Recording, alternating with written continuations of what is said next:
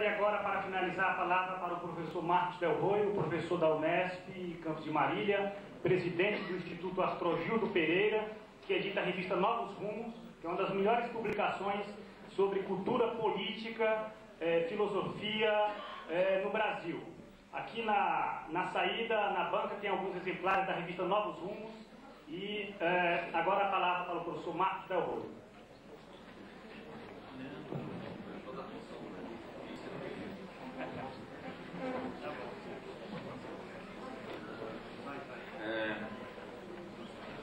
Essa mesa, ela se destaca um pouco em relação às outras que nós tivemos nesse seminário, porquanto, acredito eu, todas as outras eram formadas por professores universitários que têm os seus determinados vícios de linguagem, os seus vícios profissionais, que aqueles aqui que são estudantes estão bastante acostumados, mas hoje o nosso público, tenho a impressão, se diversificou um pouco, felizmente, assim como a mesa se diversificou um pouco.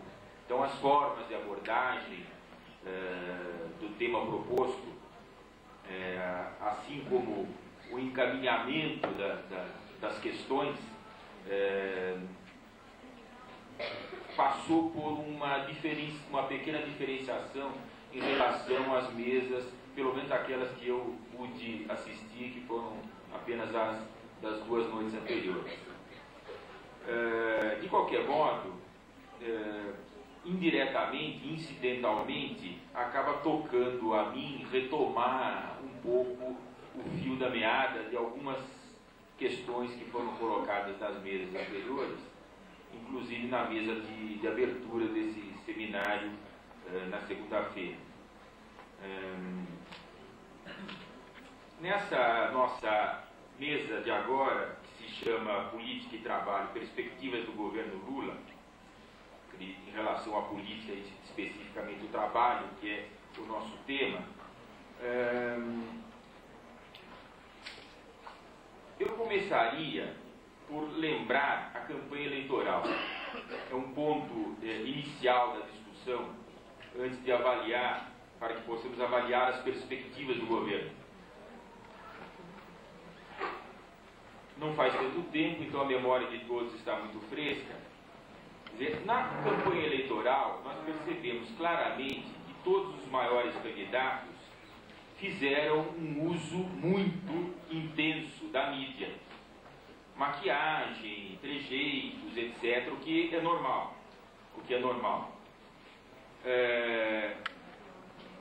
Lembramos também que todos os principais candidatos tinham programas e discursos muitíssimo parecidos, o que já é menos normal. As alianças partidárias se formaram como nas outras eleições. Alguns conseguiram ampliar mais, outros menos. Os programas foram realmente muito parecidos. Essa que é a verdade. Nos interessa aqui 2 questões. Uma, por que esses discursos foram tão parecidos? O que estava em jogo? O que estava em jogo era aquilo que em sociologia política partidária se chama a conquista do centro. Quer dizer, todos os candidatos corriam para o centro, de tal maneira que todos se pareciam cada vez mais. Ora, se nós ficarmos numa mera sociologia política desse tipo, nós não explicamos nada. É importante saber o fundamento disso. O fundamento disso era um outro. A corrida para o centro significava a corrida pelo apoio da burguesia brasileira. É isso que estava em jogo nessa eleição. Num determinado momento, difícil delimitar quando, se foi pela escolha do vice-empresário José de Alencar, pela aliança com o bispo Edir Macedo,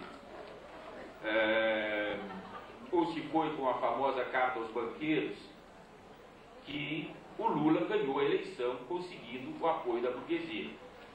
Se for para apelar para números, para contabilidade, basta ver as doações de dinheiro para a campanha. Quem recebeu mais da burguesia brasileira foi exatamente o atual presidente da República. O discurso do Lula, para se referir à burguesia, mas sem perder a sua base de apoio social, organizada ou não organizada, foi a de dizer que faremos um grande pacto social. O pacto entre o prego e o martelo, né? Ou o novo contrato. Sabem os estudantes de ciências sociais, pelo menos, o que significa isso? Pelo menos um regresso de um século em relação a Marx.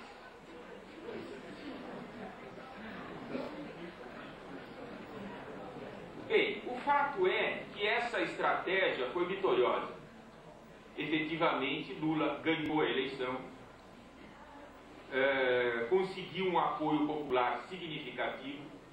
A condição para que esse apoio popular significativo fosse preservado, para que se garantisse a sua vitória na regra do jogo, no procedimento eleitoral, que alguns dizem democrático, eu tenho as minhas dúvidas,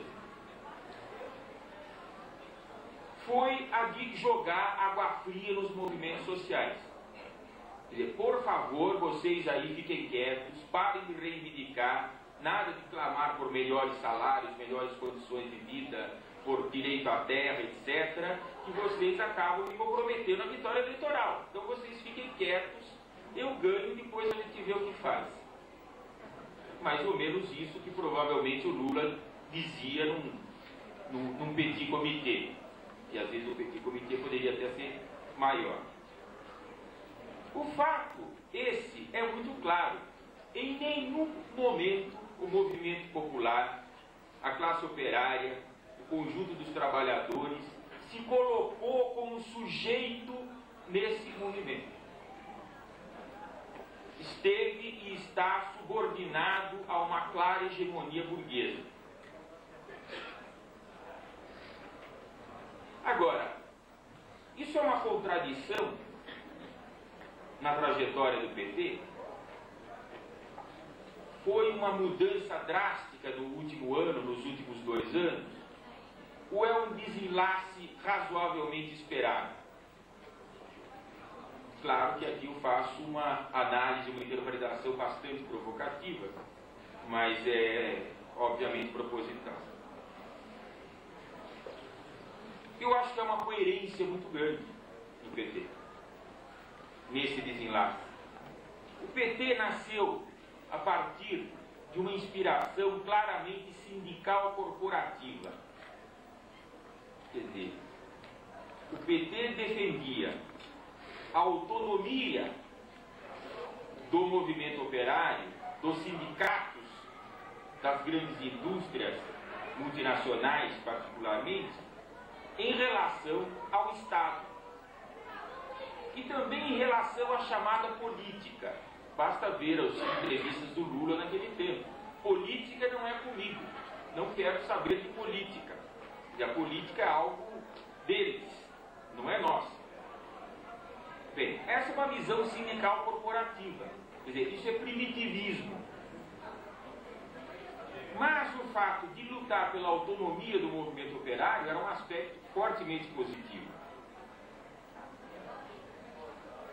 O fato é que no correr do movimento de 78 a 83, um movimento forte, um movimento operário forte, se construiu o Partido dos Trabalhadores primeiro, logo em seguida a CUT.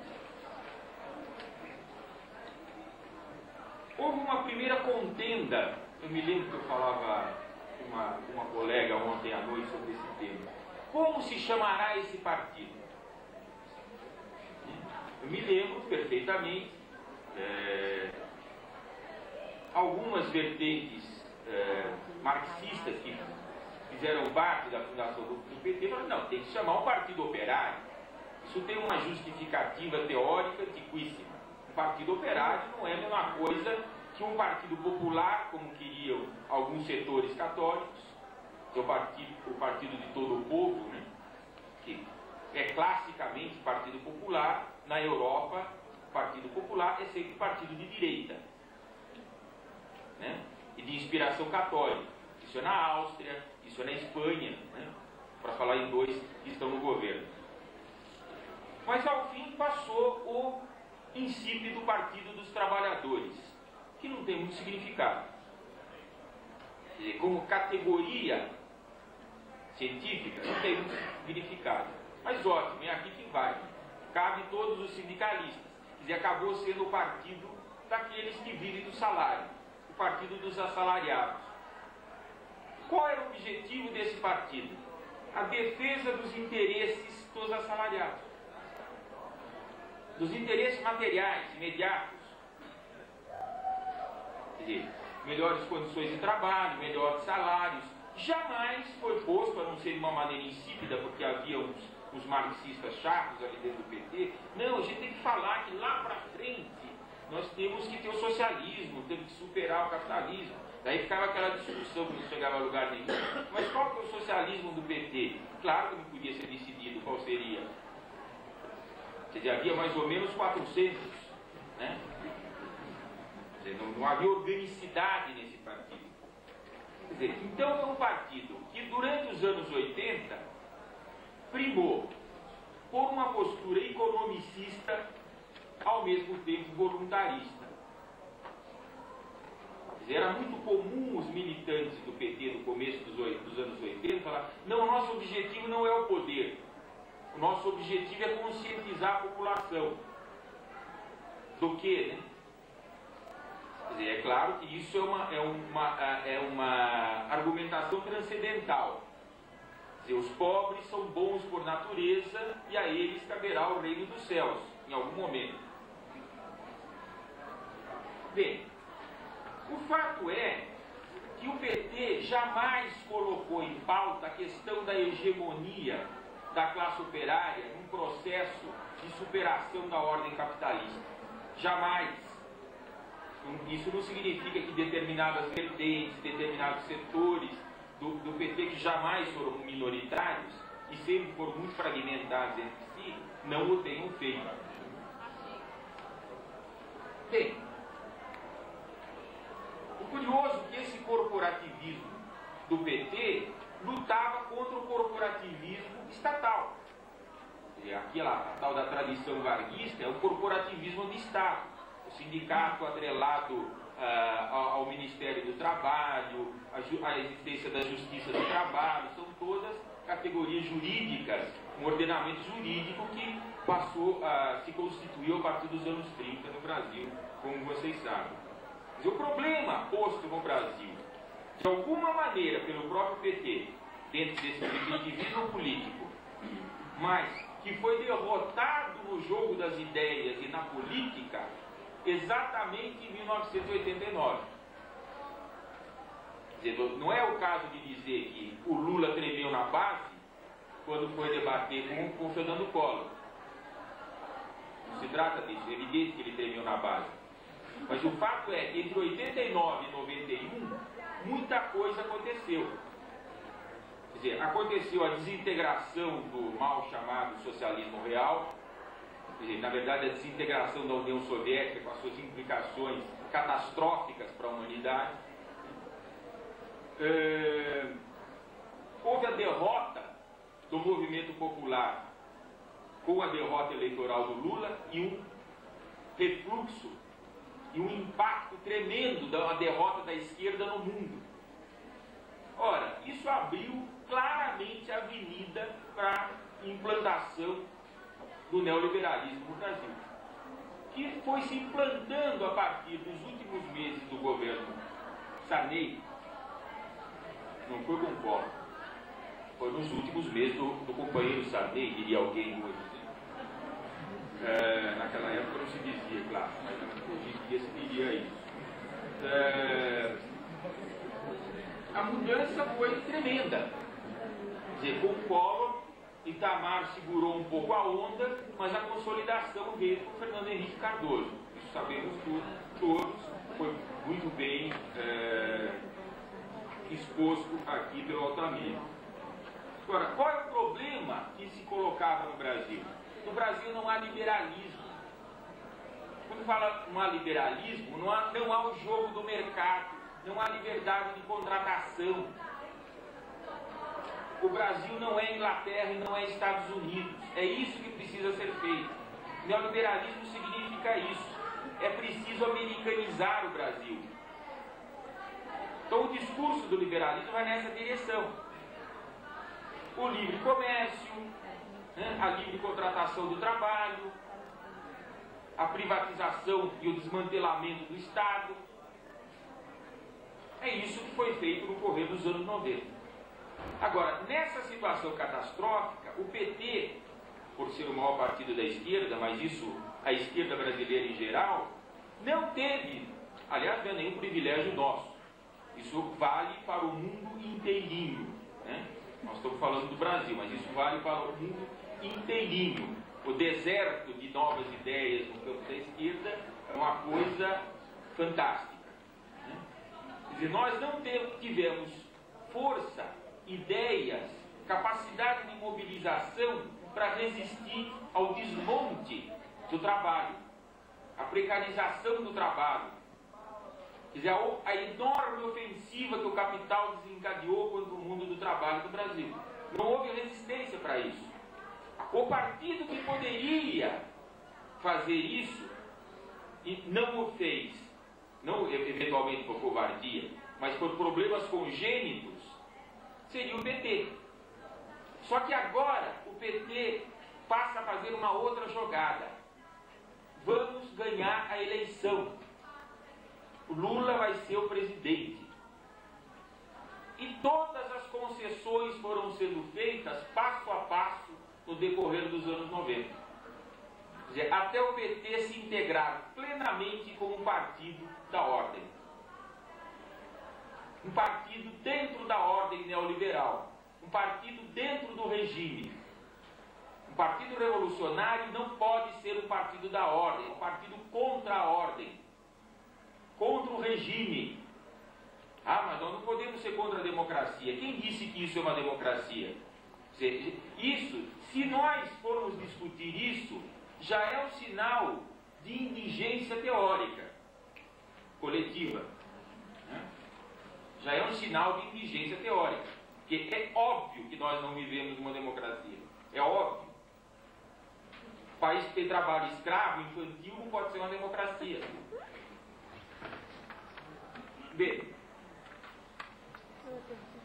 então o PT passa a inverter a sua equação.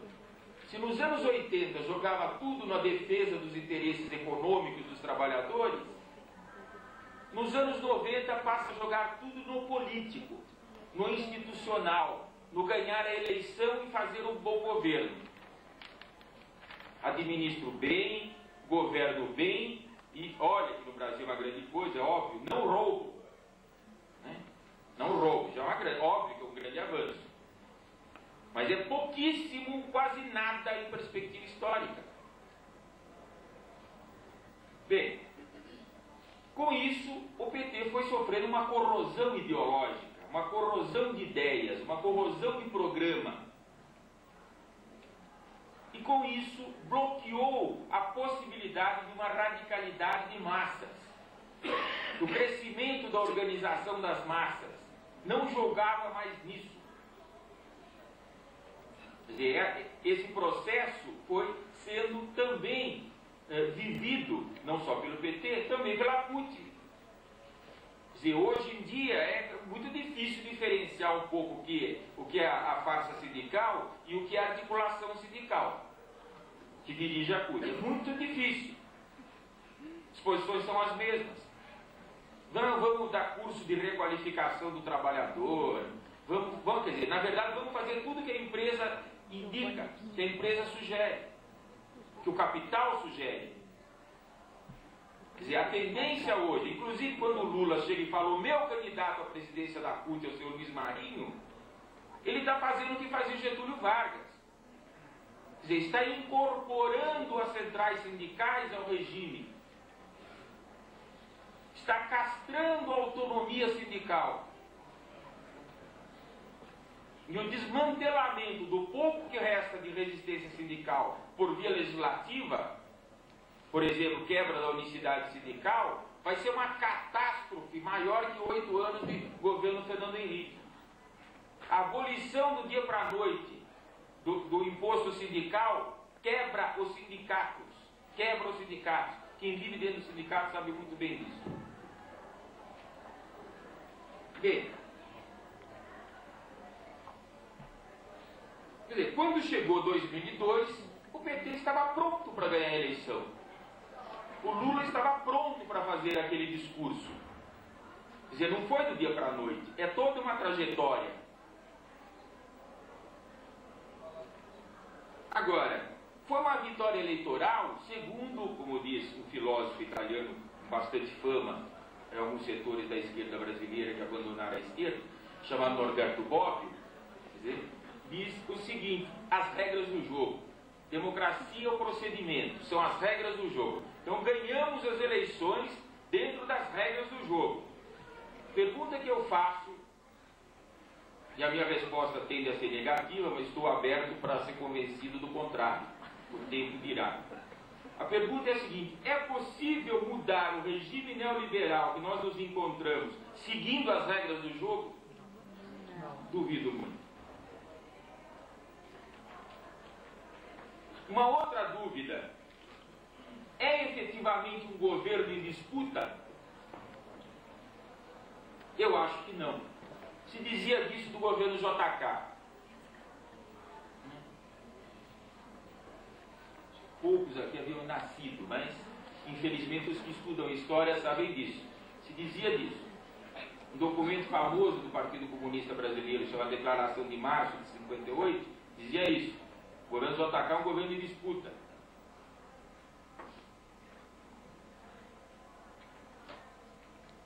E a pergunta que eu faço: nesses 6 meses, a esperança já venceu o medo?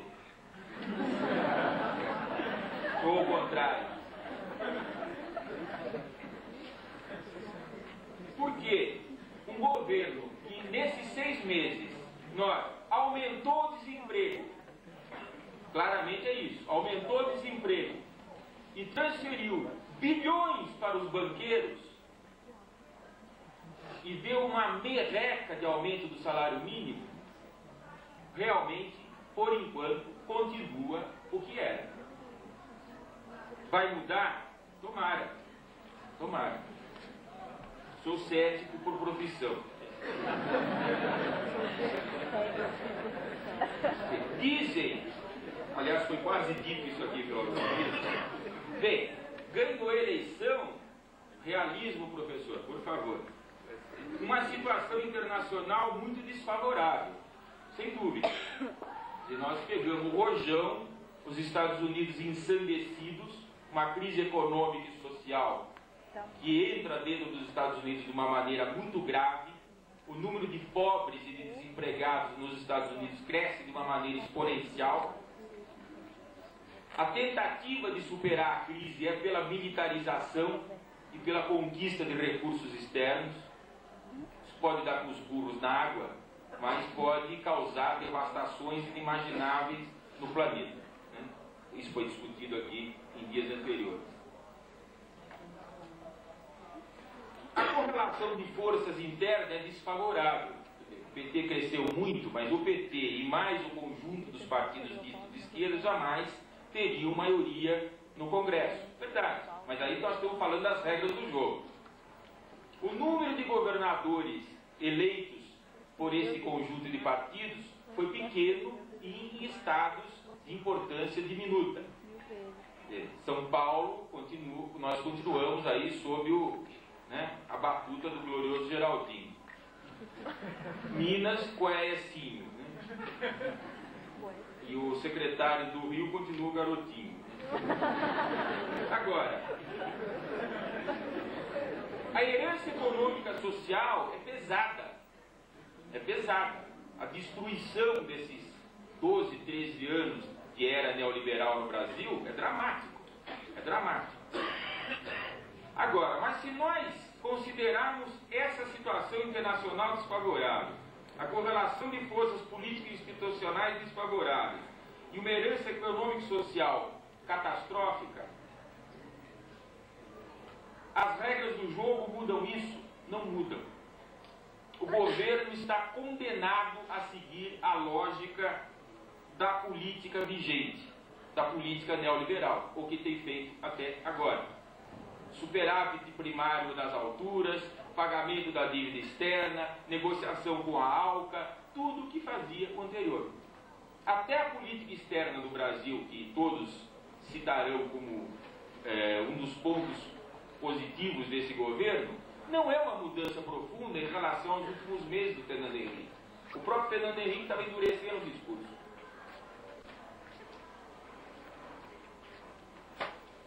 Quer dizer, em suma, o que nós vemos até agora, nesses 6 meses, e eu entendo que são essas as perspectivas, que nada, rigorosamente nada, indica qualquer tipo de mudança. Nada.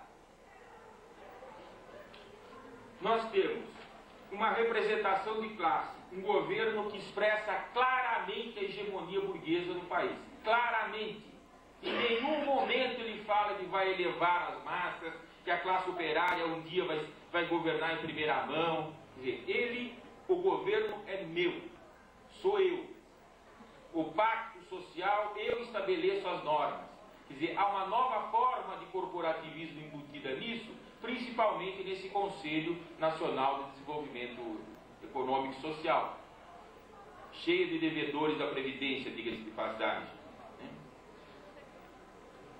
Olha, o Pacto Social do Lula se expressa quando ele vai a Porto Alegre, do Fórum Social Mundial, e vai a Davos, falar para os donos do mundo, e falar que existe fome no mundo, e sugerir que em vez de se construir tantas armas, como se a lógica do capital não fosse essa, se fizesse um plano para dar de comer para os pobres. Quer dizer, francamente, era um sério candidato a sucessor do Wojtyla no Vaticano. Né? Esse é candidato a Papa. Agora, se nós temos uma política econômica que beneficia o capital financeiro, beneficia o capital bancário e penaliza o emprego e o salário, o que mudou? Que esperança era aquela? O que ilusão era aquela? Mesmo no cenário internacional, se negocia a ALCA em outros termos, mas se negocia, se sabe claramente o que significa a ALCA.